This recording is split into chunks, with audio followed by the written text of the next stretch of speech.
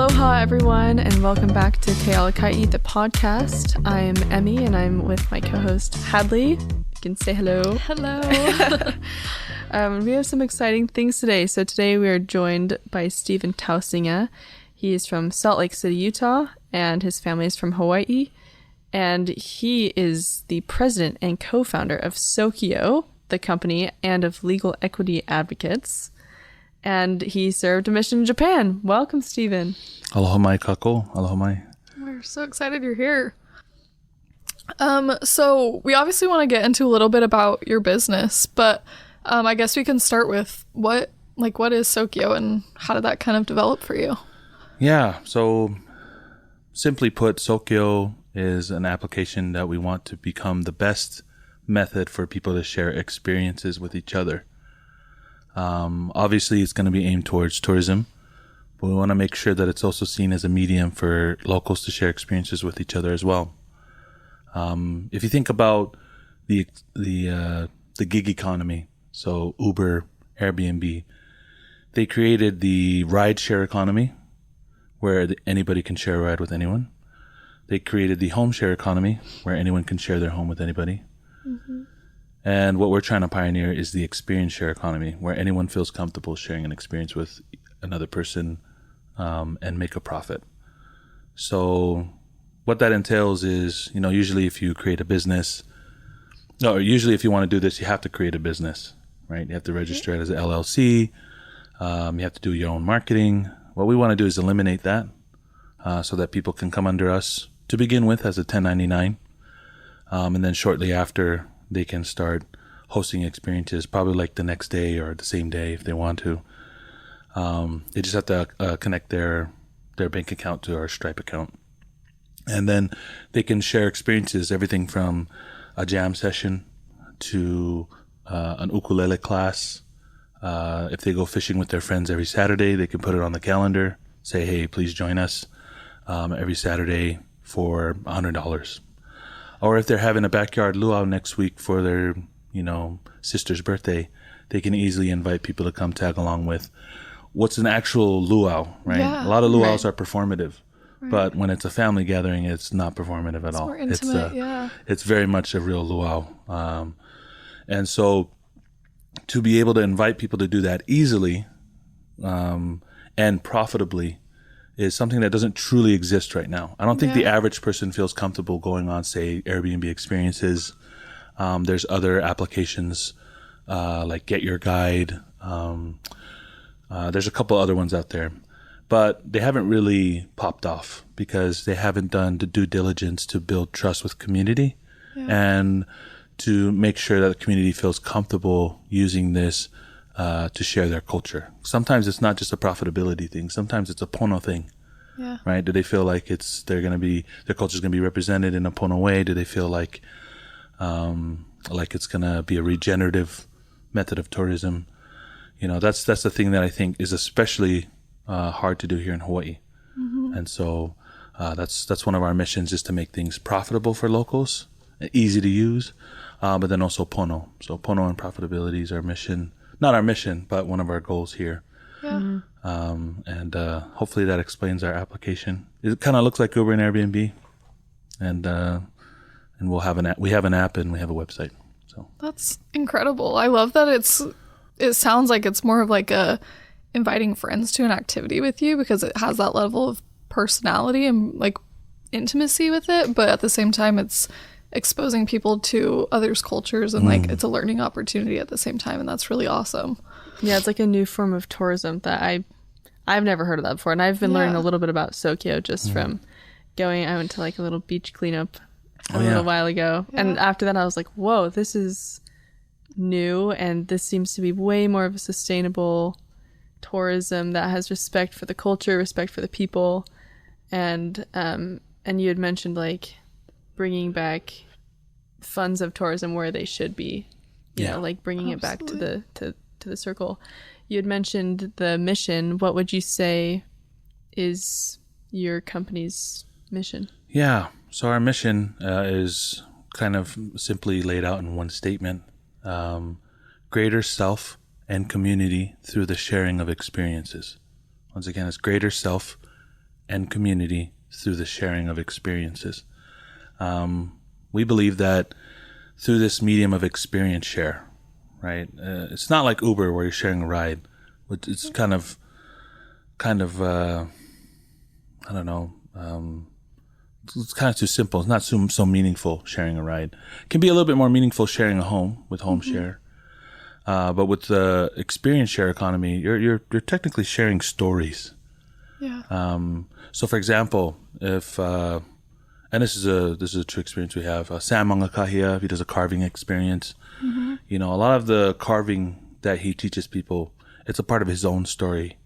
You know, really? We have people coming on who do poi pounding, or they make pa'iai, and for them that's a story. You know, that's something that they learn from their kupuna. And so when they share it with someone for a small moment, their story intersects with the visitor's story. And that's why deep down below, it's not just the experience share economy, it's the story share economy. And that's one of the reasons I believe that Hawaii is the greatest place on earth to launch this concept of the experience share economy. Absolutely. Or we call it X-share for short, because we're all about mo'olelo. We're all about story, you know, not just throughout Hawaii, but also throughout the Pacific Islands. Just happens to be that my family is from Hawaii, so it's kind of a home field advantage in regards to potential competition that's going to come out of Silicon Valley. I know they're watching us. I know they're going to keep watching us as we grow.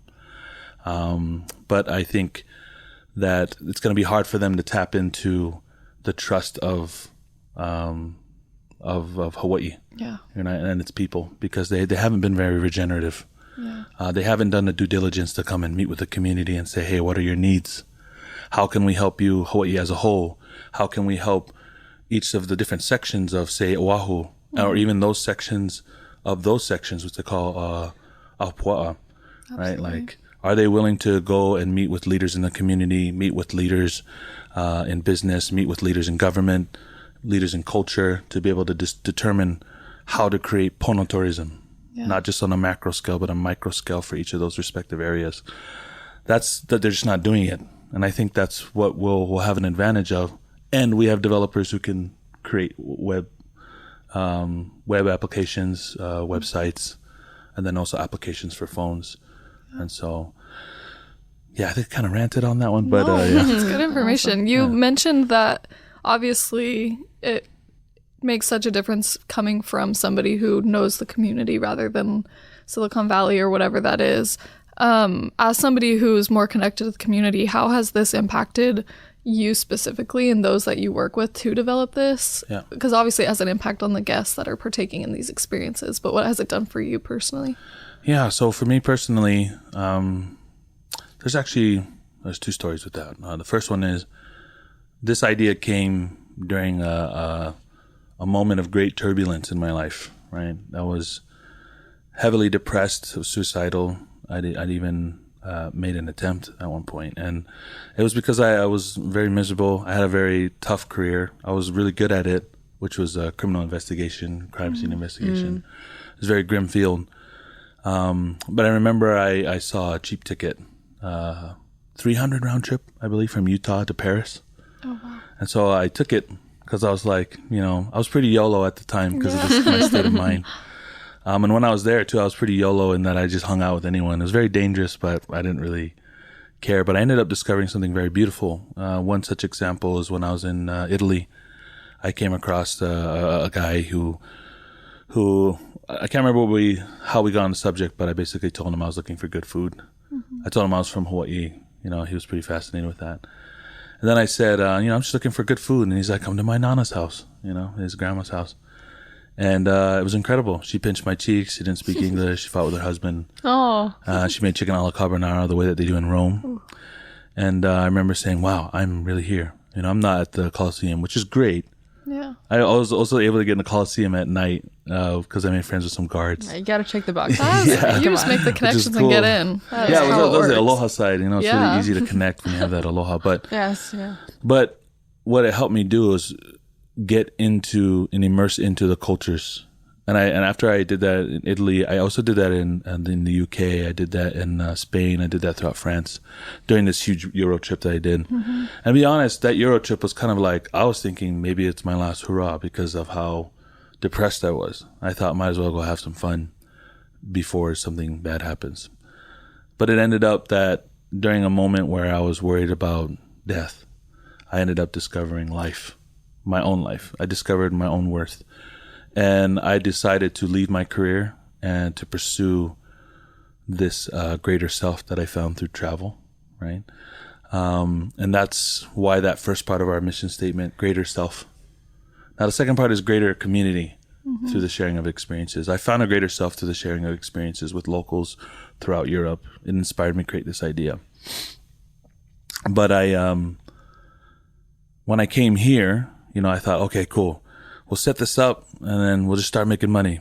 But I remember I met with a lot of cultural practitioners here, and I've been pretty in touch with my culture, but there's a lot I had to learn still. And in doing so, I met a lot of very wise practitioners who asked me, how are you going to represent our culture well? And do you know it well enough yourself? And I didn't. And I remember at that moment, I was like, okay, I need to do due diligence, tongue twister. Yeah, that is to find out more about my culture and my roots. And that's when I began to learn Hawaiian, which I hadn't. So far, me and my cousin Lilia, we're the first two to speak Hawaiian often in our family over 100 years. That's amazing. Right. And then I went and I built a farm with my uncle in his backyard in the way of the ancients. And I have scars all over my leg. We dug a huge pit, and then we expanded it, and it has fresh water from spring water, and then there's a nearby river. And this is down in Haleiwa. And we planted kalo in there, and that kalo grew to be what I think is probably some of the biggest kalo on the island. And I learned, this is a staple of my ancestors. And then I learned how to sail a little bit. I learned the basics about star navigation. I'm still learning it. And then I learned more about our music.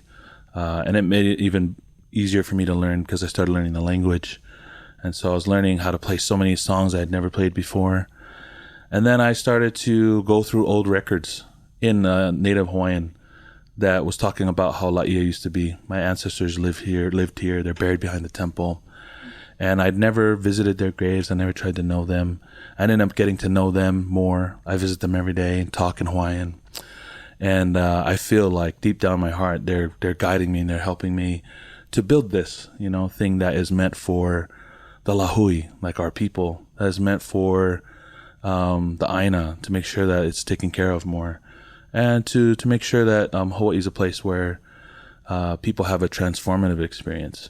Not just those who live here, but those who visit here. Are they just going past all the amazing, incredible, transforming experiences that we have in our backyards? Yes. There's so many things we do that visitors and even people who live here, I've never done that. Yeah. There's even locals who are like, I've never done that. Yeah, absolutely. And so if we can create a vehicle or a tool by which we can not only share experiences to help grow individuals, but also help grow communities, I think we'll fulfill our mission statement. And so to answer your question, my life has been influenced in those two ways of self-improvement and also improving the community, including those service projects, which we want to have service projects on our app as well, which are free, but with which people can also make donations. Yeah. But I think if we do that, we'll truly create a more pono tourism. I don't think tourism is the ultimate answer to help Hawaii, but I think that the tourism that does take place here should be more profitable for locals, and locals deserve more dominion over its doings. Yeah, that's really special. And a lot of the things you're saying reminds me of whenever I came here when I was a sophomore in high school, not knowing that I was gonna live here, go to school here. But what really made me want to live here was going to the PCC and kind of getting a taste of that culture. But I think if we would have known about Sokiyo, I think that would really make me want to live here even more. Just like that, like you just get a firsthand experience of the culture and what life is like and what culture you're stepping into and like a deep respect. So I think that's really cool. And also what sets it apart is your personal experience of how it came to be. And it honestly seems really spiritual of how it all happened and how tourism in a way kind of saved you and like just those experiences of other people and going into their homes and seeing what you could do for others. So with that, with how that experienced you personally, how has Sokiyo affected your friends around you? Yeah. So that mission statement is tied to we have a slogan in our company. There's always a greater version of yourself waiting to be discovered when you venture out, right? That's something I use to encourage those who work with us, whether they're in the company or just working with us as partners. Shout out to one of our newest partners, Airbnb. No, not Airbnb. Well, maybe one day. Flights from Home in Pomelo, run by the Mielsteins. They're close friends. I told you before that I found a $300 round trip ticket to Europe, to Paris. That came from Flights from Home. That's awesome. And then the next thing I knew, when I moved here to start the company, my roommate was Scott, who runs the company. So crazy. And then I was like, wait, what? You run Flights from Home? He's like, yeah, and Pomelo. And I was like, wow. And I remember at that moment, I didn't tell him exactly, but I was like, that's the reason I started this whole thing. Yes. God's hand is he's so just right there. here, just right next to me in the bed, right next to me. I was like, this is crazy. Thank you, Scott. and that's where, you kind of said it's spiritual. And, I feel like the name of your guys is, your newsletter, your podcast is Alaka'i, right? Which is guidance in Hawaiian. And I felt like I've had a lot of Alaka'i, a lot of guidance. Not just from my kupuna of past before, but God, or even for those who may not be religious who are listening, a higher power in the universe. I felt there's a lot of times where I'm like, okay, I strategized well, I executed well, but there's a lot of things that are completely out of my control. Yeah. Right. Like I didn't know I was going to run into that guy and go eat at his grandma's house. Right. No matter how clever or no matter how hard I work, those things I don't control. I didn't control that I was roommates with Scott. I didn't control that we ended up creating a very meaningful partnership, which we'll probably be announcing next month. Whoop. Yeah. That's so exciting. But it really felt like that guidance that Alaka'i was coming from somewhere, and I've seen that all along. Doesn't mean that it's been, smooth waters the whole time. It's actually been rough waters the whole time. Yeah. I get that. I felt like I've sailing through a giant storm at night. Oh my gosh. And it's been very, very turbulent, and Hawaiians say kaumaha, which is very, very heavy. But we've been able to overcome a lot. And that's, to answer your question, what's helped a lot of those who have worked with us. They have rose to the challenge of what we're trying to build because they believe in the purpose. And because of that, they have discovered greater versions of themselves. As everybody know, there's some people who came in and they're like, this is scary, this is too turbulent, right? And they didn't stick with the company, and I respect their decisions. But for those who did and were willing to help build this thing, they have discovered greater versions of themselves through the challenges of building this great thing. It wouldn't be so great if it was easy to build. And I've seen them discover greater versions of themselves, from executing tasks to organizing their doings, to communicating better with people, to innovating solutions to problems. They've been able to increase find better versions of themselves through this venturing out into the new. And so that's, to answer your question, that's how I think it's helped those, and as well as the hosts. A lot of the hosts come on, they're like, oh, I just want to share this thing. I want to do, and then later on they're like, I want to do that more. And then we help them scale. We help them understand and navigate the nuances of business. And in many ways, we've helped them also enter into the business field. And I hope, even if they go outside of Sokiyo, that they use some of those principles to build businesses unrelated to tourism. I'm here to elevate my people. I want to make money with the business, but my ultimate goal as Stephen is to elevate my people. I think I have it on my social media page. Teach the village to fish, feed generations. which is my way of saying like I want to teach large groups of people how to fish. Yeah. But yeah, that's it. I love that. I think like a huge reason why we're here on Earth for whatever it is to connect with people, and like we have people here for a reason. So I like love that that's what your company is all about, is connecting people and doing it in a deeper way than just interacting, but like sharing a culture and what makes people and spreading that. So that's really awesome. Cool. Thank you. Yeah. Is there anything that you think others should know about you or your business, or any of our listeners, anything you'd want to share with them? I'd invite them to come and see for themselves what we're building. Yeah. Right? There's a lot of times where I've talked to potential partners, potential investors. We're right now trying to close a $1.2 million deal for our seed round, which I think will close soon. But what's helped people understand what they're getting into more than my explanations, and I think I'm okay at explaining things, is that they've been able to immerse into it. You know, it's like swimming. Yeah. You could read about swimming, you could watch a ton of videos about swimming and hear a lot of testimonials. But until you actually go in the water, you don't really understand what it is. And if people truly want to understand what the X-share economy is or the experience share economy is, they have to come and experience it. Here's one experience they can test out to start. It's free. They can also make a donation, where they go to my uncle's lo'i, the lo'i kalo, the farm for taro. And they can, and I'll explain what it's like, and then you guys can come see what it is. We go into the taro patch, right? It's about waist deep into mud, and water. There's a little fish swimming around us, and then I start to help people speak to the plants, and my cousin does too, and my uncle and auntie. We explain the how we have created this lo'i according to the way of the ancients, and why it was so significant to our people, and that it's kind of a holy place. Right? We see this as almost like a nursery. And so because it's like a nursery, we start to talk to the plants.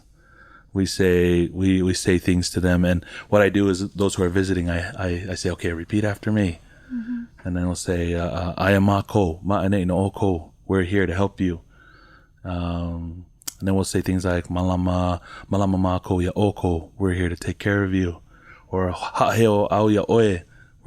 I'm proud of you. You know, we'll say things like that. Oh, you're doing so well. Keep going, and we talk encouragements to the plants, because you know that's the very Hawaiian thing to do. Yeah. And then after that, we clear weeds, we harvest the plants, we take the kalo, we put the leaves and plant the kalo back in, and then we go in the back and we have a jam sesh. It's called kanikapila, and then we eat food, and then we talk story. And then later on, we may implement poi pounding in the backyard. That's awesome. Or pa'i, which means hit the kalo and turn it into pa'i. It's kind of like a denser version of poi. And so far, I've seen a lot of people just like tear up.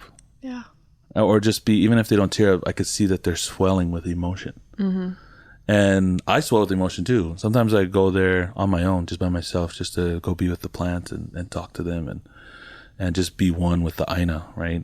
And that spiritual experience is kind of what you were talking about before. And like, you wish you had that, you know, before, but you can have it now. You know? I know. And anybody listening can have it now. This is open for you guys to come and see and experience. It is transformative. Yeah. It really transforms who you are. It's transforming the community, I believe, as it continues to grow. I think it'll be a tool for good for Hawaii. So I invite people to come check out these experiences, the paid ones. You know, make a great date. There's you can go you can learn how to sail with somebody, just like Moana. You can go work at the farm. That's romantic too, I think. But I encourage people to come take a look at it. Come see for yourself how beautiful the experience share economy is. It's going to be pioneered first here on the North Shore. This is our pilot. And there's a reason I chose the North Shore, because this is a place that's very open to new methods because of the university, but it's also the place where my ancestors are buried. And so it's very meaningful and also very logistical. And I think it's one of a kind. And I encourage students to come here with themselves, with their friends, with their family, and come and see what we're building and see if it's not transformative for themselves as well.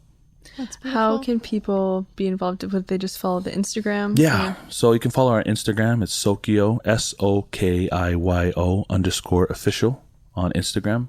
We'll eventually do a TikTok, Facebook, stuff like that.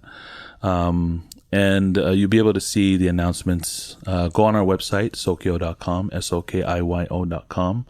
There's going to be some stuff on there that's highlighted. But if you want to book, there's 2 methods of booking on our website. One is scheduled booking. You see what's available, and what times they're available. And if they're not on the calendar, you can request, hey, can you do it at this time? Or can you do it at this place? So they can do it anywhere. If someone's like, I want a luau in my backyard. We just did that last week. That's awesome. We did a luau in someone's backyard. And then the local dancers, they made $5,200. That's incredible. Unheard of money, right? What? And they made $5,200, and we don't take commission from the hosts. Yeah. Right? We only charge a little extra processing fee to the customers. Right. But we don't charge the host. Maybe taxes will be extracted and a minimum fee for credit card processing. But otherwise, they take home all of that. That's awesome. And so, yeah, know that your money is mostly going straight here. But when they go and book that, it's, like I said, it's either scheduled or you can request the time or place. The other one is Insta booking. So if you look on our map, this is going to look like an Uber map. Mm-hmm. You can see where cars are on the Uber map, you know, at the current time. But you'll be able to see what experiences are live. These guys are fishing for the next 5 hours. It'll be a pulsating green dot. Cool. They'll be like, I want to hop in on that. They'll on their own preset say, if someone wants to hop in because we're already fishing, $100 will come pick them up on the shore. So they'll be fishing and they'll get a notification. Someone wants to join our fishing. They'll accept. They'll go to the shore, pick them up from $100. They're at the nearby hotel and they're making money doing what they were already doing. They would have been doing. Yeah. So that's how the app works. Awesome. I think that maybe Silicon Valley we'll try and copy what we're doing. What they won't be able to copy is the trust that we have with the local community. Right? Good luck to them. Yeah. No, that's true. Good luck. That's awesome. Mm-hmm. Yeah, that's incredible. I think everyone should take advantage of that opportunity and actually immerse themselves in this because there's nothing like it, like you said, out there right now. Absolutely. And nothing will match this specifically because of the incredible community that is right here. Mm. There's something we like to ask all of our guests at the close of the episode. So we wanted to ask you, what is the best advice you've ever received? I feel like that advice that I received about getting to know my culture better, that was definitely one of them. But outside of that, I think one of the best advice I received was to find my purpose. Mm-hmm. And, there's people who do a job because they have to, and no disrespect to that, because that's very honorable if some people are working jobs that they don't want to do, but they have to do to survive, But there's some people who do jobs because they have to. There's some people who do jobs because they love it, right, which is great. But then there's some people who do a job because they believe it's their destiny, that they believe it's their purpose and their mission, that they're fulfilling their mission to it. And that's, whether it's fun, whether it's not fun, whether it's easy, whether it's hard, they do it no matter what because they believe that it has great purpose in their life.